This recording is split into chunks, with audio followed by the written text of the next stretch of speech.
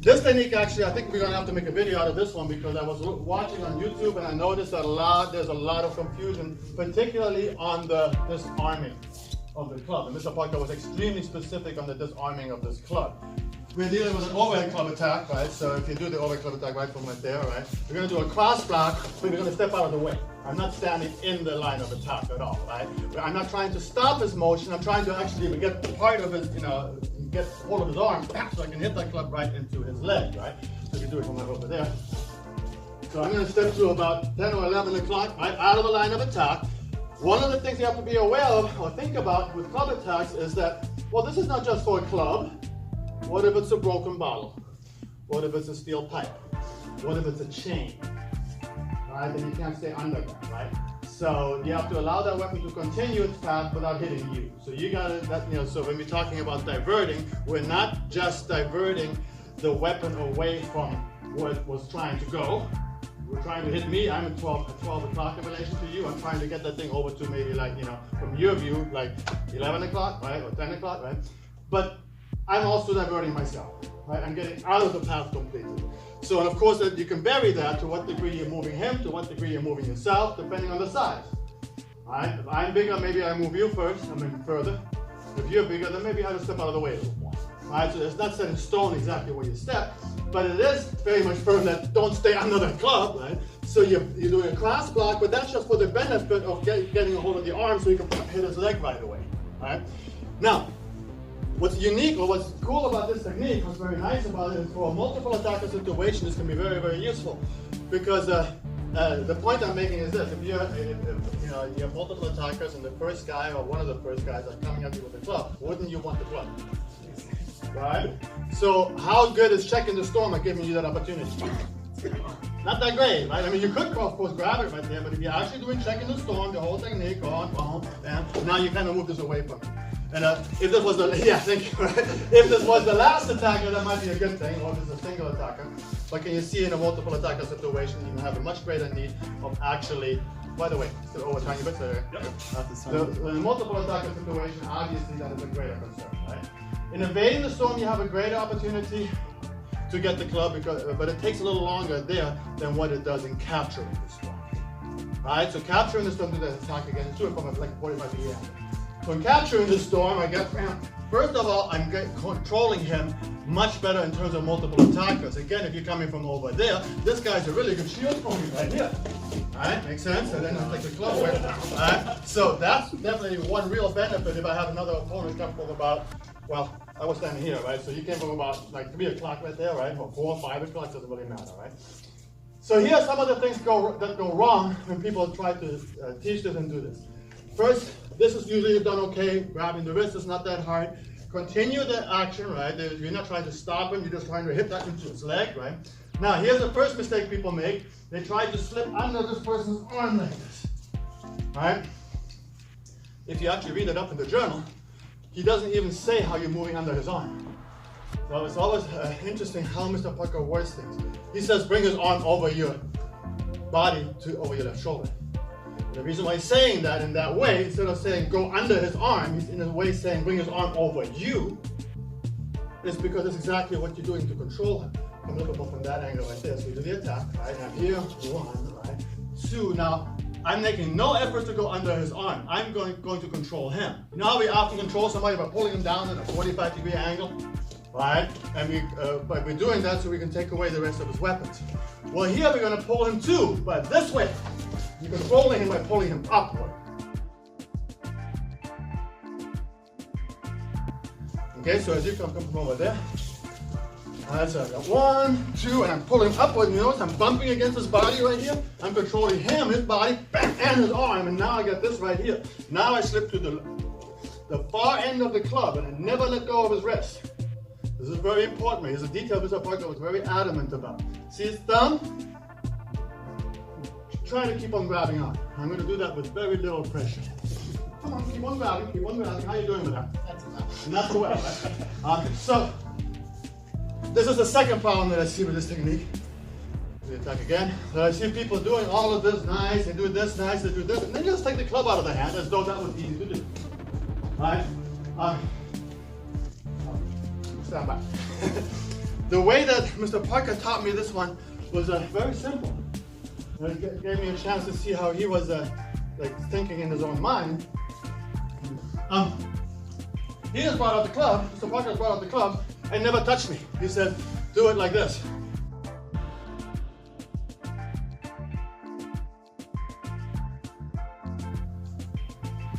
Holding on with both of his hands, and that's how he figured it out. So you can just, you go here. Now I'm going to keep it with my right. My left right now is going to be simulating my opponent's hand. So just do this, then do this, then do this right here, and you're fulcruming against his thumb right there. So you can do this on your own. So I want you guys all to grab a club because it's exactly what's going to happen with your opponent right here. Let me have you do the attack one more time. So we did all this beginning part here, and this part right there, and this right here, right? And I'm getting to the end of the club. And so I'm letting his wrist turn within my hand right here. But you see where I'm at. You see how I let my right hand circle a little bit right here too. And now, how are you going to do that, you think, with holding on to that? I'm hanging on for dear life! Not very well, right? And then from there, bam, you hit the guy's elbow. Do that one more time from over this. This is a very important detail. 1, 2. Now I'm pulling up. My left hand is going to maintain the grab. My right hand goes to the open end of the club. I'm going to spin his arm within my own hand just a tiny bit right here. Maintain a hold right here. Don't forget, you can pull on this and control him. And then you just, it's almost like I'm going to hit myself in the chin almost. So be careful, don't do that. But that's how it kind of feels like at first. I'm just doing this motion right here to pull out, and that circles, and bam, right into that. So, and then go like, what?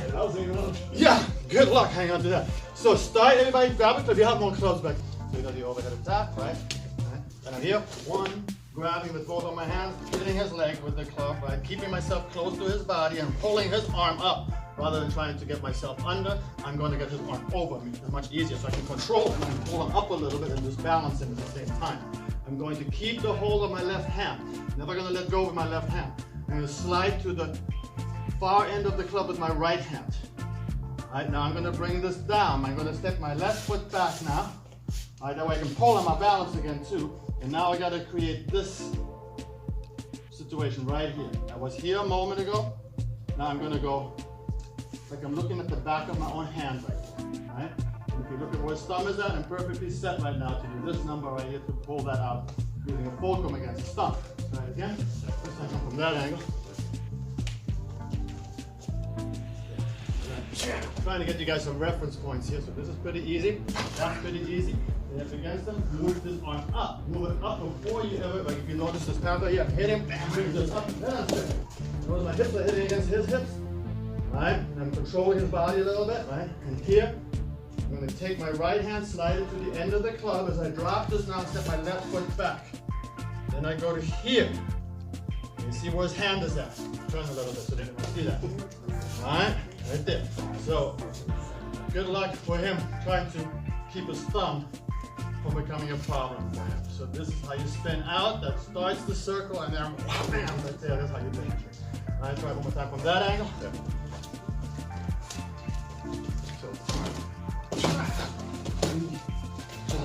5, 6, that was kind of faster. So slowly. Here, grab, here, step.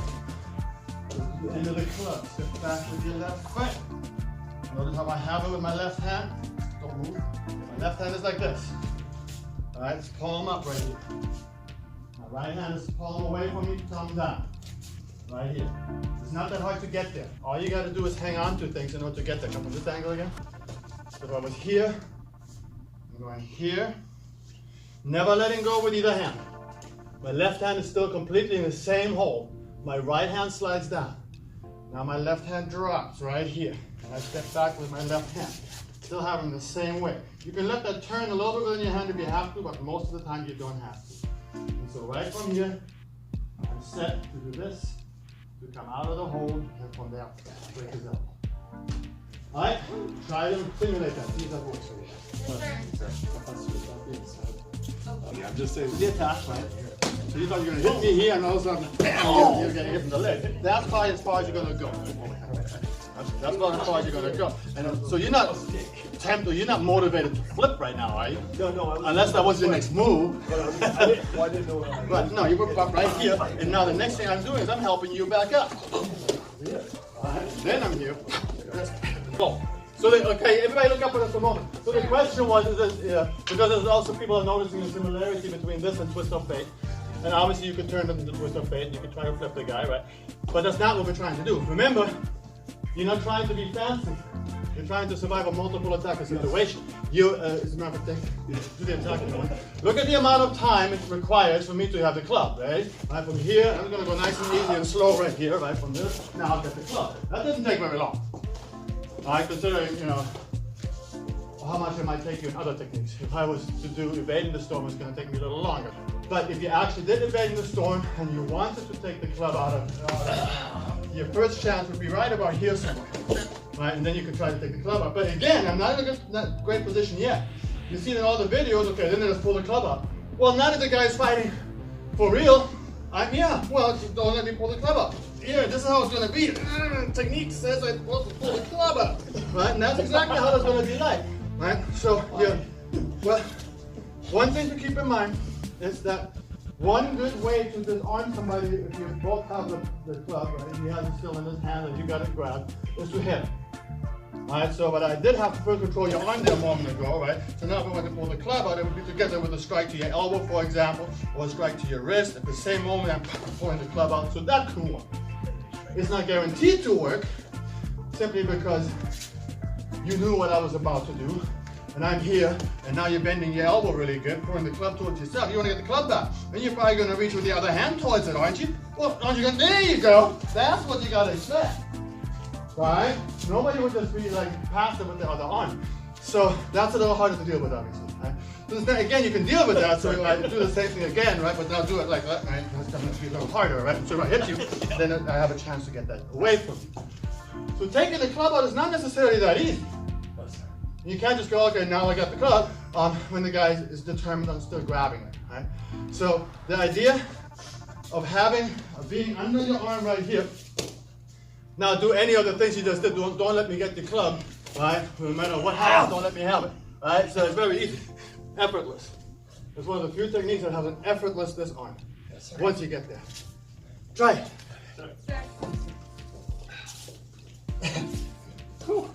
I just want to mention this one last thing. This is the biggest problem that people have when they're working this particular technique.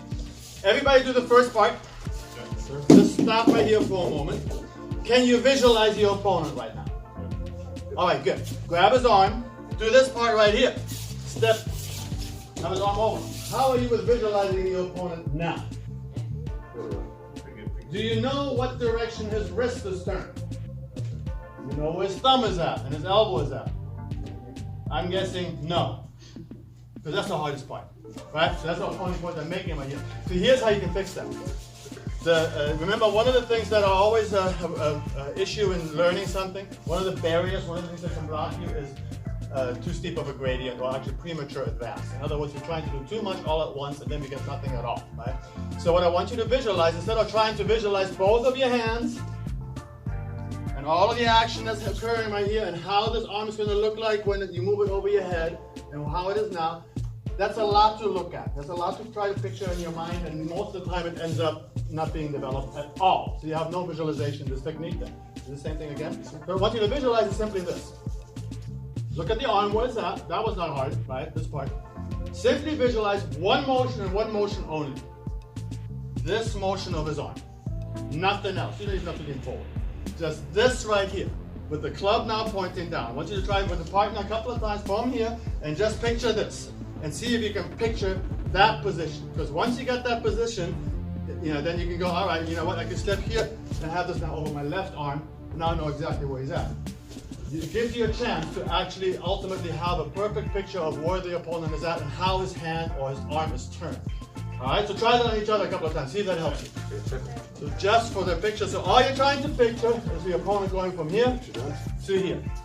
From here to here. That should allow you to keep track of where his thumb is at, where his elbow is at, what direction his palm faces, and what direction the club points. The club actually helps you with the visualization. Now, let me have the club for one more time. All right, this is how you learn to visualize in this technique. All right, if you have this and you're picturing that, let me be a side angle. All right, the club helps you picture it. That's all you're picturing. That is really not that hard, right? So make sure that visualizing the club is part of the process that you're developing in your mind. Do it a couple of times with a partner, then try it a couple of times for yourself to see if you really are able to get that picture in your mind. At the top. So for those of you guys who are out of state, that's really, that's going to be very important, right? Club's not helping you. Right, so hopefully you can picture. You should be able to picture that. There you go. That's how I do it when I do it by myself. I have to do exactly the same process. Otherwise, it becomes so complex you get no picture at all, right? So keep on doing that. For you, obviously, the next step is that once you picture that second part, is to imagine lifting it over your head, over your left shoulder. Again, not that hard.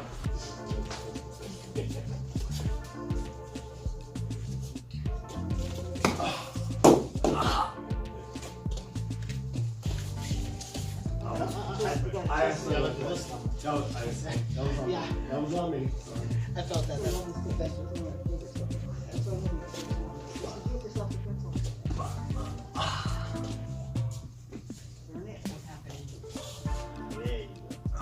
There you go. That's it. All right, that's good, everyone. Line up.